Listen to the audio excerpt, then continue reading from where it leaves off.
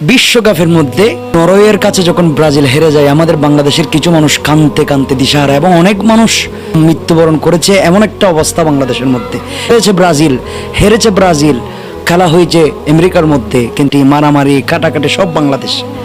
আমার দুঃখ হচ্ছে এই জায়গায়, আমি তো খেলা থেকে বের করতে পারবো না। খেলেন, দেখেন, অসুবিধা নাই, কিন্তু তবে খেলাকে নিয়ে এত সিরিয়াস হয়ে একজন আরেকজনকে মেরে ফেলা, কাঁদতে কাঁদতে বেহুশ হয়ে যাওয়া, মরে যাওয়া, হেরে যাওয়ার পরে নিজেকে কন্ট্রোল করতে না পারা, এটা কোন ধরনের কি হতে পারে আমি নিজেও জানি না।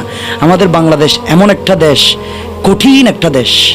এই যে বাংলাদেশের মধ্যে এক্সপোর্ট করে, এই বাংলাদেশের মধ্যে ব্রাজিলের পতাকা, আর্জেন্টিনার পতাকা, বিভিন্ন দেশের পতাকা চায়না এক্সপোর্ট করে। চায়নার মধ্যে একটা পতাকা লটকানো হয় নাই, একটা পতাকা তারা এখনো পর্যন্ত তাদের মধ্যে ঠাকাই নাই, ফিলারের মধ্যে ঠাকাই নাই। কিন্তু বাংলাদেশের মধ্যে তারা ঠাকাতে ঠাকাতে একজন আরেকজনকে মেরে ফেলতেছে, কেটে ফেলতেছে।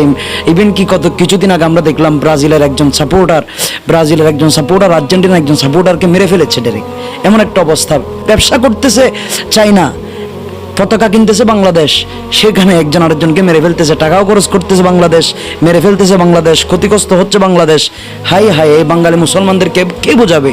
সেজন্য আসন পরিবর্তন হই। খেলাকে নিয়ে এত সিরিয়াস হওয়া যাবে না, শুধু জাস্ট বিনোদন, এর চাইতে বেশি সিরিয়াস হওয়া যাবে না। মারামারি করুক, যাই করুক, ওদেরকে নিয়ে আমাদের টেনশন করার দরকার নেই। ওরা খ্রিস্টান দল, তাদেরকে নিয়ে আমাদের এত মাতামাতি, এত কাটাকাটি, এত হই হুল্লাস, এগুলো মুসলমানের মানাই না। খেলা দেখেন জাস্ট বিনোদনের জন্য। আল্লাহ আমাদেরকে হেদায়েত দান করুক।